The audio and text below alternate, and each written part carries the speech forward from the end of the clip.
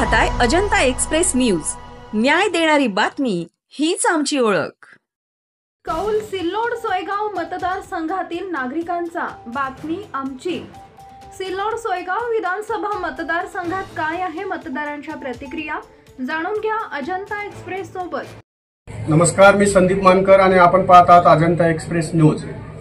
कौल तुमचा बातमी आमची या कार्यक्रमामध्ये आज आपण या सिल्लोड सोयगाव विधानसभा मतदारसंघाच्या हट्टी या गावामध्ये आहोत आणि या हट्टी गावचे काही मतदार बंधू आपल्या सोबत आहेत. सर, आपलं नाव सांगा. मी सुधाकर किसन बनसोडे. बरं बनसोडे सर, आपल्याला काय वाटतं की या आता एकूणच चाललेल्या विधानसभा मतदारसंघामध्ये कोण आमदार बाजी मारू शकतो? बाजी मारण्यासारखं जे चित्र आहे ते नामदार अब्दुल सत्तार साहेब हेच बाजी मारतील. तेच का बाजी मारतील?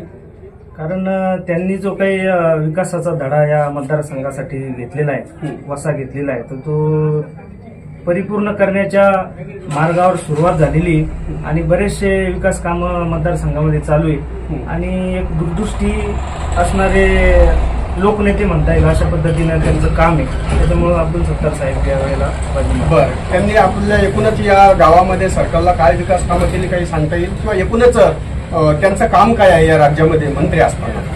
आता मंत्रीपद त्यांना एक नव्हे तर किमान 2-3 वेळेला मंत्रीपद मिळालेले आणि खरं म्हणजे शेतकऱ्यांसाठी जो काही कृषी मंत्री असताना त्यांनी जो निर्णय घेतला 1 रुपयामध्ये पीक विमा भरून शेतकऱ्याला झालेल्या पिकाचं नुकसान त्या 1 रुपयाच्या विमामध्ये मिळालं, तर असं बऱ्याच वेळेला तो लाभ शेतकऱ्यांपर्यंत आलेला आहे आणि तो 1 रुपयामध्ये मिळालेला आहे. त्याच्यामुळं शेतकऱ्यांसाठी त्यांचं काम आहे. त्यानंतर राज्यामध्ये लाडकी बहीण योजना जेणेकरून ज्या काही 20 ते 60 वर्ष वयोगटातील ज्या काही महिला होत्या त्यांना जे काही कोणत्याही प्रकारचं म्हणजे पगार वगैरे काही नव्हता, तर अशा महिलांसाठी त्यांनी एक योजना आणली राज्य शासनाने. तो पहिला कार्यक्रम मुख्यमंत्री असते सिल्लोड या ठिकाणी मतदारसंघामध्ये साहेबांच्या उपस्थितीमध्ये मुख्यमंत्री यांच्या उपस्थितीत त्यांनी उद्घाटन त्या योजनेचं केलं. एकंदरीत चांगल्या पद्धतीचे उपक्रम त्यांनी हाती घेतलेले. तसेच मागच्या काही कालखंडामध्ये आता गेला तुमचा कोरोना काळामध्ये साहेबांच्या वतीनं बऱ्याचशा ठिकाणी मतदारसंघामध्ये गरजूंना मदत केली गेलेली, तर तो काळ विसरता येणार नाही. कोरोना काळामध्ये सुद्धा साहेबांचं बऱ्याचशा ठिकाणी मदत झालेली आणि प्रत्येक सणाला दिवाळी दसरा असेल गेल्या मागील काही दिवसापासून आनंदाचा शिधा म्हणून स्वतःच्या खर्चाने त्यांनी प्रत्येक रेशन धारकाला तो दिलेला आहे. एकंदरीत जनतेच्या मनातील लोकनेता असं त्यांचं काम आहे. त्याच्यामुळं ते अब्दुल सत्तार साहेबांचा या वेळेला सुद्धा विधानसभेमध्ये लागेल. परत एकदा सिल्लोड तालुक्याला मंत्रिपदाची म्हणजे लाभ होईल आणि मतदारसंघामध्ये त्यांनी विकास करता येईल. सुखादुःखामध्ये मतदारसंघामध्ये कुठल्याही जाती धर्माच्या व्यक्तीच्या परिवारावर जर सुखाचा प्रसंग असला, दुःखाचा प्रसंग असला, तर त्या प्रसंगामध्ये साहेबाची छोट्या वेळेत का होत नाही पण भेट दिली जाते आणि त्या कुटुंबाला छोट्या खाणी मदत केली जाते. असं बऱ्याच ठिकाणी आमच्या समोर झालेलं आहे.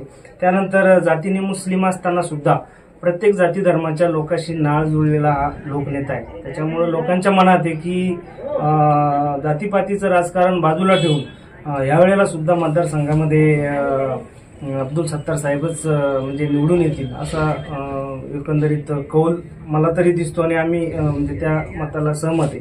त्यानंतर मतदारसंघात 2 लाखाच्या वर लाडक्या बहिणीला साड्या वाटपाचा कार्यक्रम केला, तर एक चांगला एक म्हणजे दूरदृष्टी असून एक सहानुभूती असेल किंवा एक छोटीशी दिवाळी भेट म्हणून असेल, तर असे अनेक उपक्रम सांगता येतील की गोरगरीब जनता असेल, महिला असेल, इतर काही गोष्टी असतील, तर या सगळ्या गोष्टीसाठी ते दूरदृष्टी ठेवून काम करतात. त्याचं फळ साहेबाला या वेळेला सुद्धा नक्की मिळेल असं एकंदरीत दिसते.